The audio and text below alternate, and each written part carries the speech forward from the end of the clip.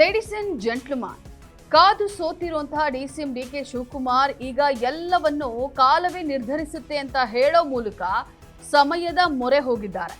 ಪ್ರಯತ್ನ ಫಲ ಕೊಡುತ್ತೋ ಇಲ್ವೋ, ಪೂಜೆಯಂತೂ ಫಲ ಕೊಟ್ಟೇ ಕೊಡುತ್ತೆ ಅಂತ ಹೇಳ್ತಾ ಇದ್ದಂತಹ ಡಿಕೆಶಿ ಈಗ್ಯಾಕೋ ಕಾಲಾಯ ತಸ್ಮಯೇ ನಮಃ ಅಂತ ಹೇಳ್ತಾ ಬಹಳ ನಿರಾಶರಾಗಿದ್ದಾರೆ. ಹಾಗಾದ್ರೆ ಡಿಕೆಶಿಗೆ ಏನಾಯ್ತು?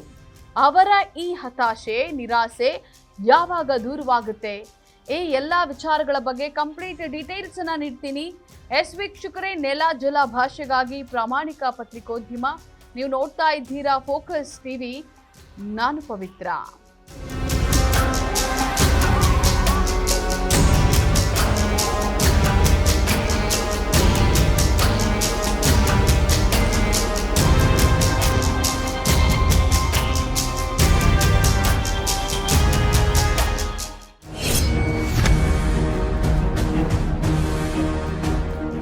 ವೀಕ್ಷಕರೇ, ಅದ್ಯಾವಾಗ ಸಿಎಂ ಸಿದ್ದರಾಮಯ್ಯನವರು 2.5 ವರ್ಷ ಸಿಎಂ ಆಗಿ ಮುಂದುವರಿದ ನಂತರವೂ ಕೂಡ ಮತ್ತೆ 6 ತಿಂಗಳು ತಾವೇ ಸಿಎಂ ಆಗಿ ಮುಂದುವರೆದ್ರು.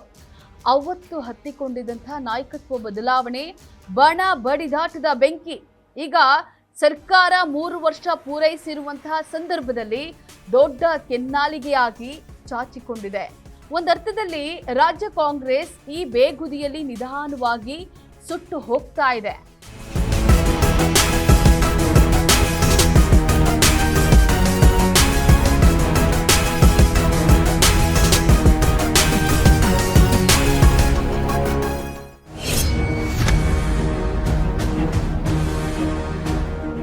ಡಿಕೆ ಶಿವಕುಮಾರ್ ಅಂತೂ ಸಿಎಂ ಆಗ್ಬೇಕು ಅನ್ನುವಂತಹ ಮಹದಾಸೆಯಿಂದ ದರ್ಶನ ಮಾಡಿದ ಕ್ಷೇತ್ರಗಳಿಲ್ಲ, ಮುಳುಗೇಳದಂತಹ ಪುಣ್ಯ ನದಿಗಳಿಲ್ಲ, ಮಾಡಿದ ತಂತ್ರ ಪ್ರತಿತಂತ್ರಗಳಿಲ್ಲ.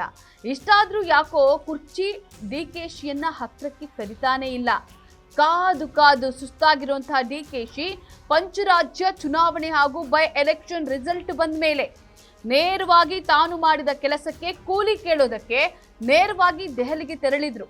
ಅದಾದ್ಮೇಲೆ ಮೇ 10ರೊಳಗೆ ಎಲ್ಲ ತೀರ್ಮಾನ ಆಗಬೇಕು, ಸಿಎಂ ಸಿದ್ದರಾಮಯ್ಯನವರನ್ನ ಕರೆಸಿ ಮಾತನಾಡಬೇಕು ಅಂತ ಹೇಳಿ ಹೈಕಮಾಂಡ್ಗೆ ಆವಾಜ್ ಬೇರೆ ಹಾಕಿದ್ರು.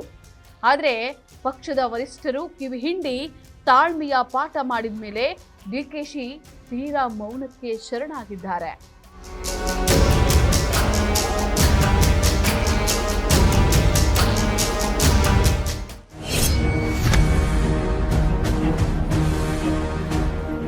ನಾಯಕತ್ವ ಬದಲಾವಣೆ ಬಗ್ಗೆ ಏನ್ ಹೇಳಿದ್ರು ಕೂಡ ನನಗೂ ಅದಕ್ಕೂ ಸಂಬಂಧವೇ ಇಲ್ಲ, ಏನಿದ್ರು ಎಲ್ಲಾ ನಿರ್ಧಾರ ಹೈಕಮಾಂಡ್ ತೆಗೆದುಕೊಳ್ಳುತ್ತೆ, ಏನೇ ಇದ್ರು ಕೂಡ ಅವರ ಹತ್ರನೇ ಕೇಳಿ, ಎಲ್ಲವನ್ನ ಕಾಲವೇ ನಿರ್ಧರಿಸುತ್ತೆ ಅಂತ ಹೇಳಿ ಸಮಯದ ಆಟಕ್ಕೆ ಶರಣಾಗಿದ್ದಾರೆ ಡಿಕೆಶಿ. ಒಟ್ನಲ್ಲಿ ಮೇ ಅಂತ್ಯದ ಒಳಗಾದ್ರೂ ಸಮಯ ಡಿಕೆಶಿ ಕೈ ಹಿಡಿಯುತ್ತಾ ಅಥವಾ ಕೈ ಕೊಡುತ್ತಾ ಅನ್ನೋದು ಗೊತ್ತಾಗಬೇಕಾಗಿದೆ. ಇದಾಗಿತ್ತು ಈ ಕ್ಷಣದ ಪೊಲಿಟಿಕಲ್ ಅಪ್ಡೇಟ್.